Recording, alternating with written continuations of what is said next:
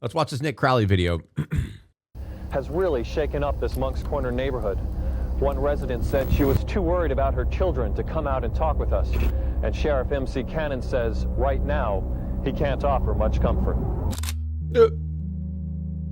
It was March 3rd, 1989, in Berkeley County, South Carolina. 5-year-old Justin Turner leaves his home in the early morning, heading in the direction of his bus stop, where he was set to meet his neighbors. His stepmother, Megan Turner, who usually accompanied him, had been busy in the shower, while his father, Victor Turner, was off at work, leaving Justin to make this short walk alone. Later on, Megan would wait for the same bus to arrive at the end of the day, only when it did, Justin never got off. In fact, according to the bus driver and the neighbors, he never even made it on the bus in the first place. Oh, God. That night, Justin Turner was reported missing, and the search to find him was underway immediately. It was the third day of the search, March 5th, 1989, that yielded its biggest turnout, with volunteers from the community banding together with law enforcement to help find the young boy, with the group being accompanied by a camera crew from the local Channel 2 station, as everyone shared the same hope that the child would finally be found. And so they were off, with many searchers Bro, what is this Silent Hill fog going on directing their focus here? on the nearby woods, while others, including Justin's own family, would search closer to the property as well as its neighboring land. This included rummaging around various sheds and piles of trash, as they were made to leave no stone unturned that day, with everyone geared up for a long, grueling day of searching. Though in the end, all they needed was a few minutes.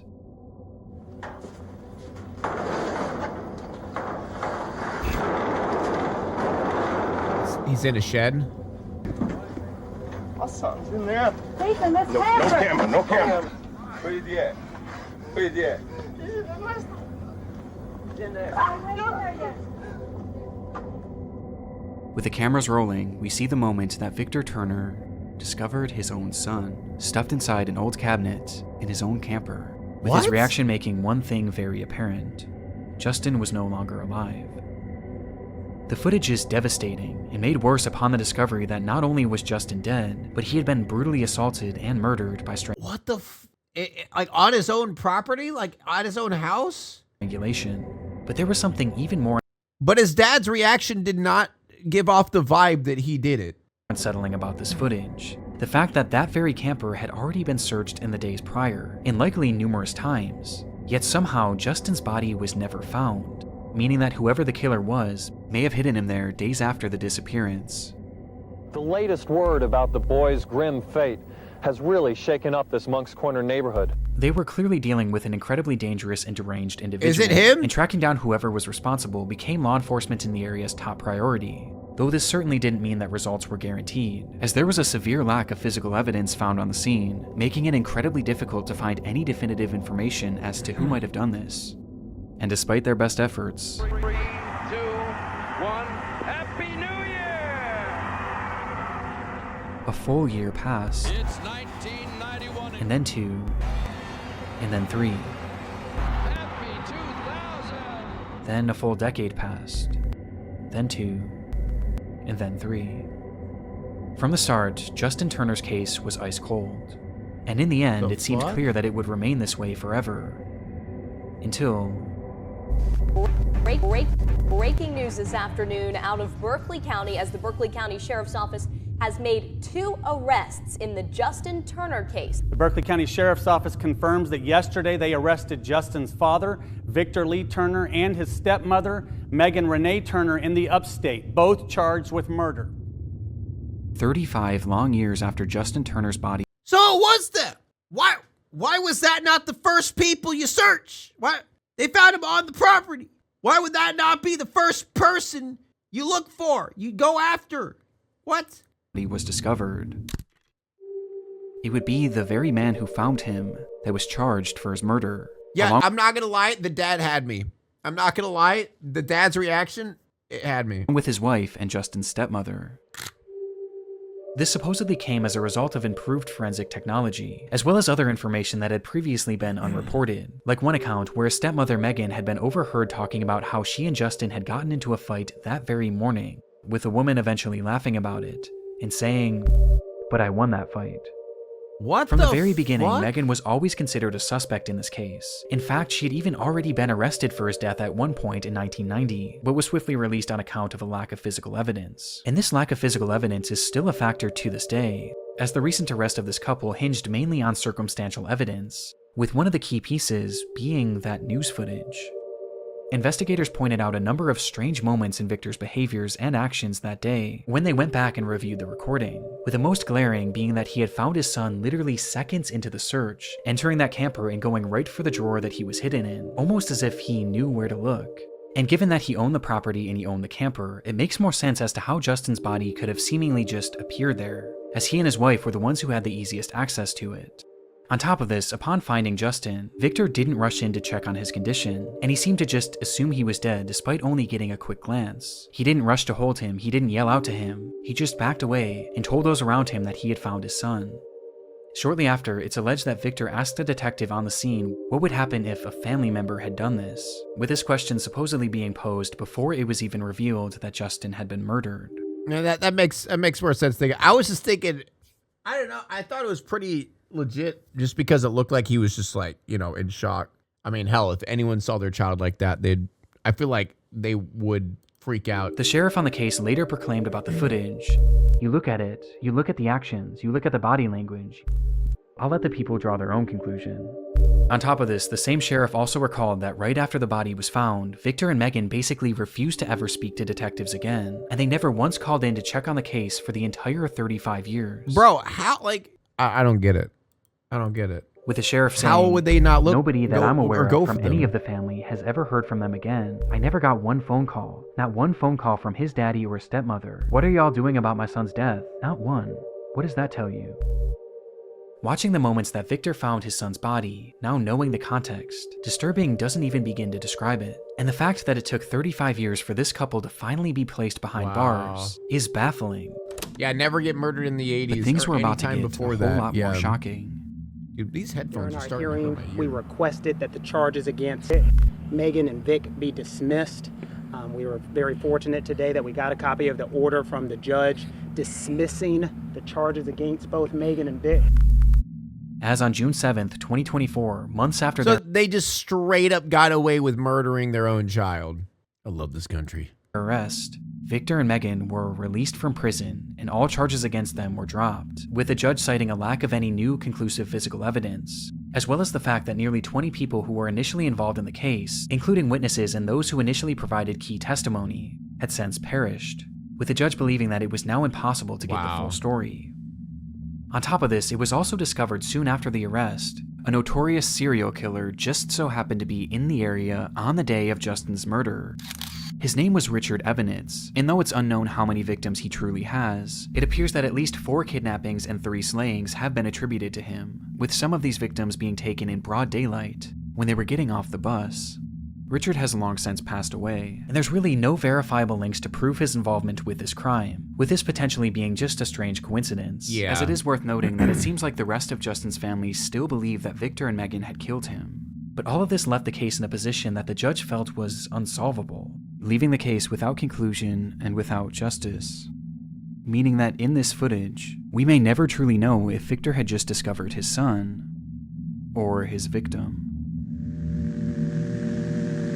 The 3-day search is over, but not... Might have been the serial killer? I don't know, man. I mean, think about it. If you're a parent and your child dies, I would spend every waking moment trying to figure out who did it. Like, how could you live? Like, how could you go on living not knowing who killed your own child? You know what I mean? I'd spend every waking moment of my life trying to figure out who did it.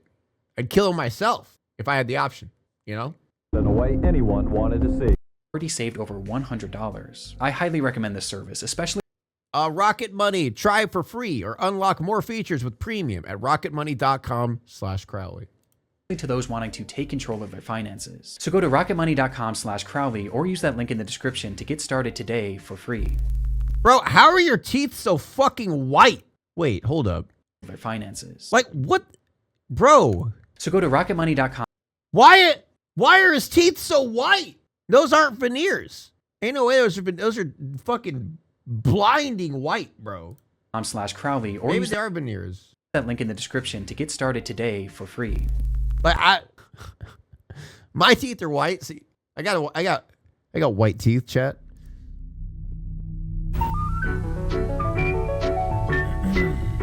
George and his friend, the man with the yellow hat, were going on a camping trip. This is a beautiful spot. Don't to set up fucking camp, three-head George. me. George turned around and saw something scary. It was a thin trail of smoke. There seems to be something innately interesting about survival shows. For decades, audiences have been enamored by depictions of people pushing themselves to the limit in order to survive harsh and almost inhumane conditions. Most notably, and one of the more tame examples, is Survivor, which no doubt popularized the genre, as it isn't just a staple of television in the US, but all the other countries that have since created their own versions of the show. In France, the show is called Koh Lanta, and was created back in 2001 by the company Adventureline Productions, or ALP for short. And by the year 2015, the show was one of the most popular in its market, having seen 13 successful seasons. Damn. And so, riding the high of this impressive feat, ALP decided to try their hand at a new show, one that was far more daring. Hur fasen ska detta gå?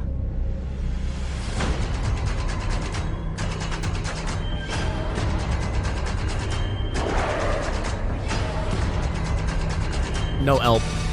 No elpers.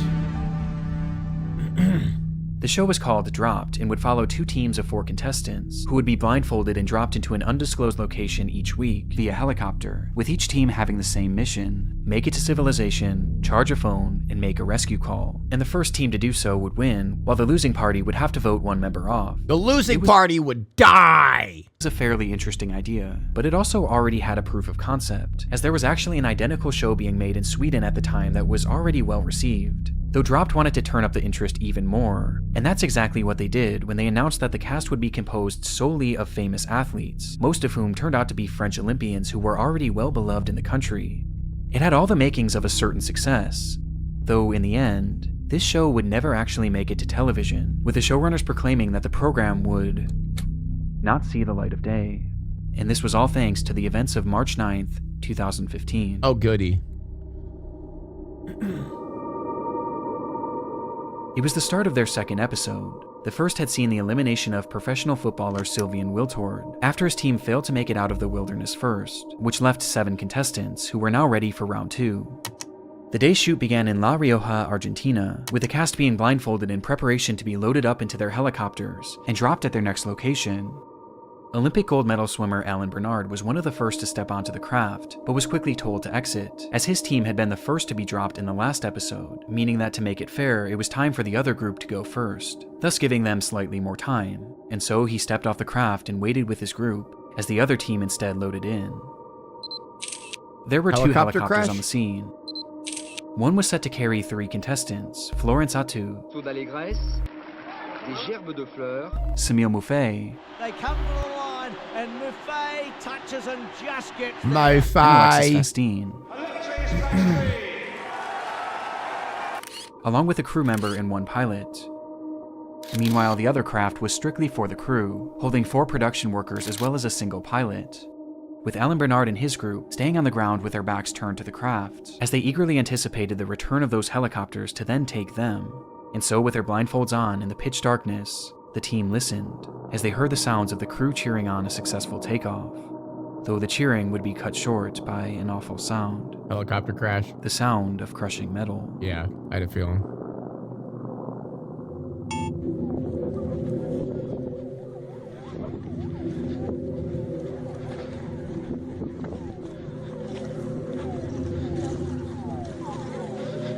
C'est beau.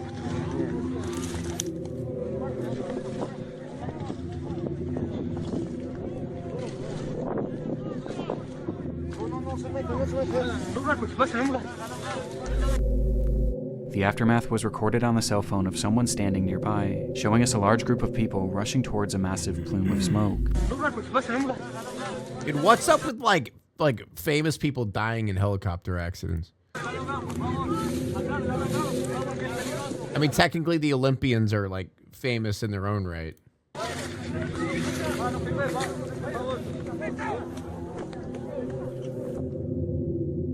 Where they would find the remains of one of the aircrafts, mangled and reduced to an unrecognizable mass of steel, with none of the contestants being able to make sense of what had just happened. It's very possible that the incident itself was captured by the production's own cameras. However, this footage has never and likely will never be released. Though coincidentally, they weren't the only ones recording. Oh.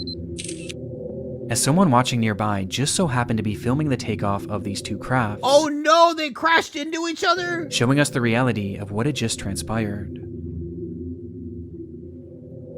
Oh shit.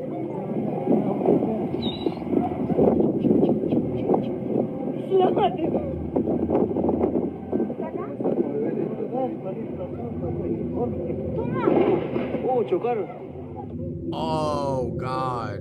Just as the two aircrafts had taken to the sky, the second and lowest helicopter began rapidly ascending, with the pilot seemingly failing to realize that the other craft was directly above them, causing the two to collide and then plummet to the ground below. In the end, 10 people went into the sky, and none made it down alive. Damn, that's horrible, dude.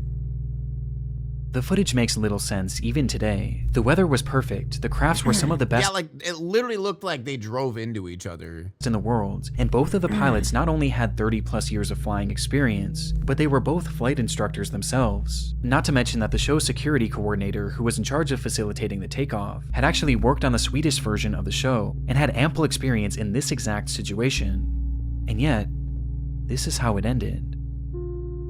It was eventually determined that the higher helicopter was likely flying out of visual contact from the lower helicopter, and that the pilot of the ascending chopper likely just didn't realize how close they were, with reports also indicating that he may have been distracted by the actual filming process, something we've tragically seen before. We're gonna pull out.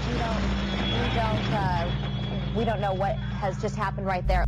And because of this, it appeared that at least some pilot error was to blame. But it was ALP that was found largely responsible, with alleged serious safety oversights being discovered later. Like, why have them take off at the same time is my question. Why not, like, you know... On, with it appearing that this crash was the result of multiple small factors coming together to form one catastrophic accident. After the incident, Dropped was swiftly cancelled, while the team that had so narrowly avoided getting on that flight and in turn likely having perished themselves were left in complete and utter shock, forever changed by the accident. With Alan Bernard, the man that's said to have been physically on that doomed craft for a split second, later recounting that there was a life before and after Dropped, because you don't come out of such an accident unscathed. In the end, AOP was indicted on manslaughter charges and found to be an inexcusable fault for the disaster, though it doesn't really seem like they faced any sort of actual legal punishment, with the company continuing their work on other programs Well, to obviously, big companies, you know, can get away with anything. this day. But one thing that I was surprised to find in my research was that AOP is actually no stranger to the world of disturbing television moments. In fact, they had experienced one just a single year before this accident. Hold up. Wait a minute. As mentioned previously, ALP was already quite versed in the world of survival television, as they had run 13 successful seasons of Koh Lanta, though what I failed to mention is that the company had actually produced 14 seasons, or at least they attempted to. It was season 13, during the very first day of filming, when contestant Jara Baban collapsed after the show's second challenge, with the show continuing to film as if nothing happened. Anonymous reports from the set claim that once on the ground, it took the medical team nearly 5 minutes before intervening, as to not interrupt their recording, and once they eventually did tend to him, he became more alert and complained of having severe cramps. But the show's primary doctor, Terry Costa, didn't believe that his ailments required an emergency airlift, as this would have cost the production company far too much money, especially on the first day of Nah, we're not gonna save his life. This is gonna cost an arm and a leg just to get him back. Nah, I think you're good. You're good. filming.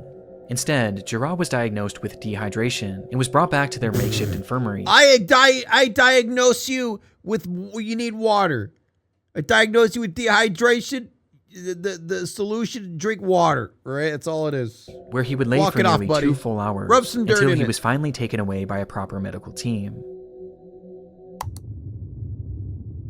On his way off the island, Jara Baban would pass away from cardiac arrest at the age of just 25. Oh my god. Cardiac arrest that was completely missed by the show's doctors. Must be a school nurse, yeah. The testimony from those on the scene painted ALP and Dr. Costa in an extremely negative light, as their inability to act quickly and recognize the ailments of Baban likely contributed to the young man losing his life, with some claiming that the doctor and the showrunners were far more interested in keeping the production running smoothly than actually caring for the young man. And though ALP denied any wrongdoing, the He's season diagnosed with fatal, nothing we can do. would essentially be cancelled right there on the spot. But disturbingly, despite the filming lasting only 1 day, Baban's death wasn't the only tragedy to occur as a result. What the fuck? Due to intense public ridicule, Dr. Terry Costa would end his life just days later, stating that all the negative news reports about him were wrong and that they had sullied his good name, writing in a final note, "I'm sure that I treated Jura in a respectable manner, as a patient and not as a contestant," adding, "Having to reconstruct this destroyed reputation would be unbearable," before ending his letter with a message to those on the shoot that had spoken out against him. The author of the anonymous comments about the circumstances of Jura Baban's death, and those who spread them, will have to face their conscience. God in the damn. end, Koh Lanta would return a year later and has been going strong ever since, as ALP did not appear to face any serious repercussions for the incidents that transpired under their watch. That's wild. With their fault in both cases being debated to this day.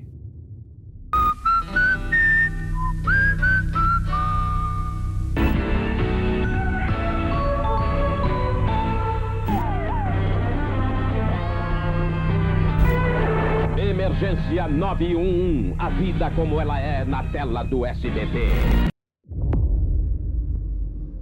It's July 5th, 1993, in downtown Sao Paulo, Brazil. A doorman working at a busy office building looks up to the sky and notices a woman sitting on top of the structure, her legs dangling 7 stories above the pavement below. One wrong move away from certain death.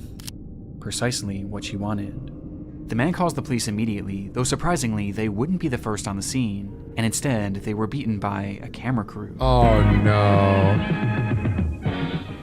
Someone's about to kill themselves. Hurry! Record it! Get the news out here! Record this shit! The group was from the show Aqui Agora, a news program from the network SBT that had become notorious for their sensational. Wait a second. Is this the one where, like, the news crew tries to talk to her before the police get there, and then they make it worse or something like that?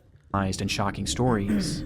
In their history, they had captured live footage of police riots, kidnappings, and even murders, which they would then broadcast on air as part of their show. And this unfolding situation was their content for the day. Jesus. Nós fomos ver o que estava acontecendo. E quando nós chegamos ao local, o corpo de bombeiros chegou, os bombeiros chegaram junto conosco. O que é um suicídio? Onde? Nós vimos junto. Quando o bombeiro olhou para cima, estava lá a menina, sentada no parapeito. E eu tomei um susto, a câmera olhou também, nós tomamos um susto.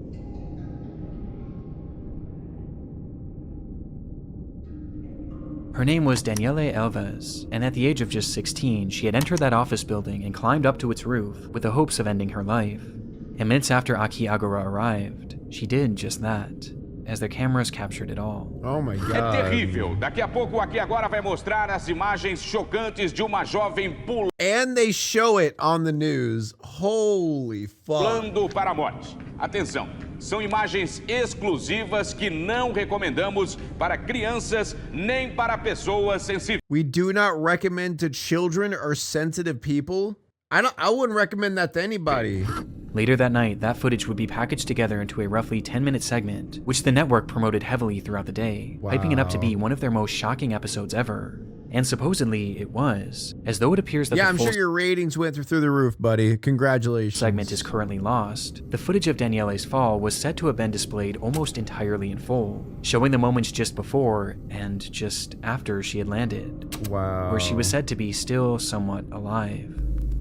It was more than shocking, and left viewers outraged that something of this nature could be shown on TV. But while showing the footage proved highly controversial enough, it was the context surrounding the footage that made it even more depraved. As mentioned previously, police were called to the scene to assist in efforts to help Daniele Alves, yet the first to arrive was that Aqui Agora news crew. And this wasn't a coincidence. They were all about capturing events as they unfolded, and in order to be the first on the scene, they actually tapped into the police scanners, monitoring all of the calls and information being passed through officers in order to get leads on potential stories. Which is how they got word of this incident, hearing the calls and speeding over as quickly as possible. It wasn't illegal per se, but it surely wasn't ethical either. No. And this was only the start. After Daniele jumped, the crew that had filmed her had already captured their dramatic footage for the day. And as the officers and medical personnel dealt with the aftermath, the crew decided to turn their focus to the next element of their story. Daniele's parents. No. They packed up their equipment right away and headed straight for the home of Daniele's mother and father, with it. All right, I gotta grab the food. 1 second. 1 second. with it being unclear how they even got that address in the first place. And there, they once again had beaten the police, who were still back at the scene trying to piece everything together. Though rather than waiting for them, the crew instead decided to take the lead, going up to the door, ringing the doorbell, and telling Daniele's parents that their daughter had just passed away. They fucking break the news to them? What the fuck, Took dude? the parents to the police station, consoling them all while their cameras kept rolling, as the crying parents made for the perfect footage for their segment. That Exploitative is the actually only word psychotic. For it. But what they did next, God. well, that was something far more What do you evil. mean next? Having dropped the parents off at the police station, the crew then got to work creating their segment for the night. And as part of it, they needed to find a reason as to why Daniele did this. What more could they first theorized that this was likely they have to find a reason due to a drug addiction, which had somehow spiraled and led to her jumping. But then they decided that that just wasn't dramatic enough, and they instead shifted to a different story, one that they reported to all of their viewers as if it were a fact. They reported that Daniele Alves had ended her own life because of her abusive parents, placing the entire blame on the family that they had just supposedly helped. And there was one massive issue with this. It wasn't All right, 1 second. Thank you for 1,000 bits, Joe. My God. Okay. even true. The claim appears to have been quite literally based on nothing. It has no verifiable backing and seems to have been a complete guess. In fact, just days later, Daniele's best friend spoke out and said that Daniele had done this because of a broken heart, not because of drugs or any sort of abuse. It's sickening, That is as the crew cared so psychotic, little bro. about Daniele's own story that they seemingly just made up their own. And imagine for a moment being those parents, going about your day when a TV crew comes to your house and tells you that your daughter is dead. And despite consoling you, those same people then broadcast your daughter's death for the whole world to see and blame you for it. Naturally, this didn't go without repercussions for Aki Agura, who had crossed the line in the most soulless way possible, and the effects were swift and powerful. What does that mean? As the rating soared 33%, making it more popular than ever before. Well, obviously. The network would end up being sued by Daniele's family, who was eventually awarded $1 million as a result. But realistically, no amount of money could ever be enough, as the show's actions permanently affected that family and destroyed their grieving process in a way that I can't even wrap my mind around. But this did little to slow down Aki Agura, as they remained on the air for 4 more long years, during which they leaned even more into these unfolding crime stories, leading to them witnessing numerous other deaths, and even being taken hostage themselves on multiple occasions. And the more I researched this topic, the more insane the segments I found became, with by far the worst being an old episode where they recorded a man who was threatening to jump off a bridge. It was a very similar situation to Daniele, though this time the crew was much closer, so close in fact, that the host actually moved in and started interviewing the man as he was hanging there. All the while they kept cutting back and forth to another camera angle below the bridge, ready to capture his fall at any moment. Now thankfully this person was pulled to safety, but even as he was being taken away, the presenter still kept trying to interview him, in one of the most surreal scenes that I've ever seen in my life, with this situation perfectly encapsulating this show. Aki Agura would continue on air until the year 1997, when one day the show was pulled due to its declining ratings, and in its place, the network would instead begin airing The Disney Club.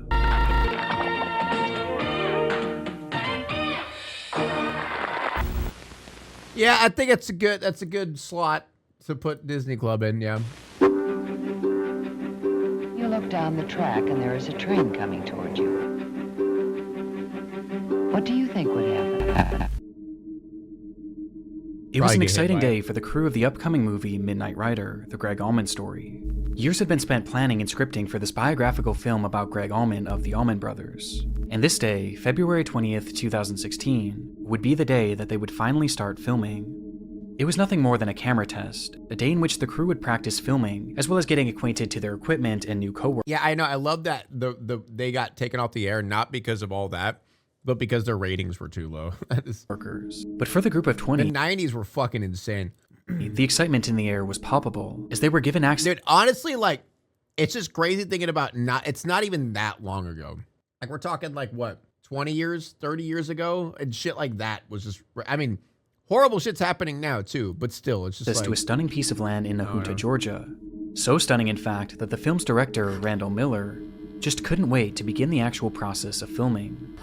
Slicing through the property was an old railroad that had crossed over a scenic bridge raised high above the Altamaha River, the perfect location for a shot that Miller had been envisioning. It was set to be a dream sequence where Allman's character would wake up on a hospital bed in the middle of the tracks and see a vision of his brother. And it was a shot that Miller just had to have. That's stupid. Doesn't even look good. What? However, there was one major issue. The crew was given permission to film on the property, but not the actual railway, as this was owned by a separate company named CSX. And when Miller asked them for permission to film the shot, he was denied multiple times, as these tracks were still very active, making it far too dangerous. But being on location and seeing that bridge, Miller couldn't help himself. And so he directed his crew to set up the scene anyway, believing that they could quickly steal a shot without anyone noticing. Miller had supposedly done his research too, and discovered that only 2 trains were set to roll through the area that day, and he knew the general intervals in which they were supposed to pass. Based on this, he figured that those trains wouldn't arrive for a few hours, giving them more than enough time to film the movie's very first scene. And so they quickly set everything up, rolling out a metal hospital bed and placing it towards the center of the bridge, with Miller assuring his crew that this was in fact safe, and that they had nothing to worry about, as the camera began to roll. Minutes later, the bed began to shake, and the silence around them was shattered by the sound of a whistle.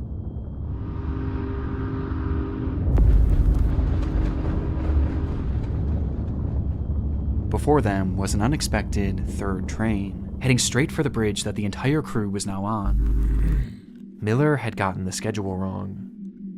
At this point, the crew was filming a considerable distance into the bridge, but the shortest and really only route to safety was to go towards the oncoming train, and so that's precisely the route they took. And as they did so, there was little panic within the group, as rather than rushing to safety, they all seemed more focused on retrieving their equipment, believing that they had more than enough time to salvage everything. That's important. As after all, losing this expensive equipment on day 1 would have been devastating for the production. They likely had no idea that from the sound of that first whistle, they had just 60 seconds until the train would cross that bridge, whether they were off it or not. As they began to realize just how quickly the train was approaching, their movements became more hurried, which is where one major problem occurred. That metal hospital bed. It was incredibly heavy on its own. Thank you, Princess Lemon Drop, for the gift. And though it was designed to roll, its wheels kept getting caught on the tracks. And worst of all, it was set up horizontally, which essentially turned it into a barricade. And despite their best efforts to save everything, their time was up, and as the camera continued rolling, the train would arrive. Bro, just leave the fucking bed! Like, what are you doing?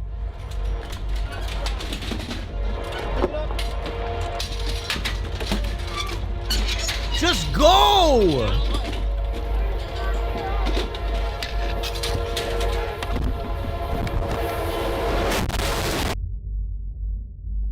At this moment, the train itself also had a camera rolling, which showed that even in those final moments, the crew was still trying to salvage their equipment. What idiots, What happened man. next was a blur. Some were able to leap to safety, while others managed to jump to the side and cling onto the bridge. But there was still one thing that remained in the train's path. That hospital bed, which upon impact was torn to pieces. Pieces that were flung all over the area, striking multiple crew members and leaving many injured. But it was 27-year-old filming assistant Sarah Jones who was struck by the largest fragment, with a force so strong that it caused her to fall directly in front of the train. In total, 7 crew members were hurt but alive, while Sarah Jones had tragically been killed. That is so stupid, dude. Oh my On the very God. first day of production, in the very first shot, the unthinkable had happened. And when it came to passing the blame, most turned their attention to Randall Miller, as he was the one who ordered the scene to be shot despite being denied permission numerous times. And this public disdain towards him only grew as he and his production company denied any responsibility, and instead, they blamed the railway company. Just 1 week after the incident, Randall Miller requested a new permit to begin filming Knight Rider once again, asking if they can begin as soon as possible. This, however, would never actually happen, as he was instead arrested and given a 1-year prison sentence for manslaughter, as well as a 10-year ban from directing any 1-year films, prison a mandate that sentence. he would actually go on to break, though he was swiftly forgiven, and today he continues to direct. But while it's easy to focus on the morbid nature of this case and the man responsible for 1 it, year is there was insane. one unexpected outcome of this horrific accident. Upon her passing, Sarah Jones' parents set up a foundation called Safety for Sarah, which pushed for safer working conditions on film sets, with the movement bringing to light a number of safety concerns that were often brushed aside and ignored. And all in all, their efforts have made TV and film sets significantly safer, giving their daughter a purpose even after her death. On top of this, Sarah Jones was also honored by countless production companies across the world, as crews began writing her name on their film slates, with there ultimately being over 2,000 of these tributes for her, from some of the world's most well-known productions. But by far the biggest tribute was when she was honored at that year's Academy Awards ceremony, a stage that she always dreamed of making it to. When you saw her name up on the screen at the Academy Awards, what were your feelings? Overwhelming. She made it to the Academy. She made it. It's so depressing, dude. I wanted to give one last quick shout out to Rocket Money. That was rough. That was just a really sad ending. I mean, all of it was sad, but man, that was just like so depressing. Oh my God. Now it's time to walk away. I hope you enjoyed your stay. Did you laugh or cry or maybe subscribed? I'll thank you either way. You know I will miss you. I hope you return. Tell your friend or your mother to get me more views, please.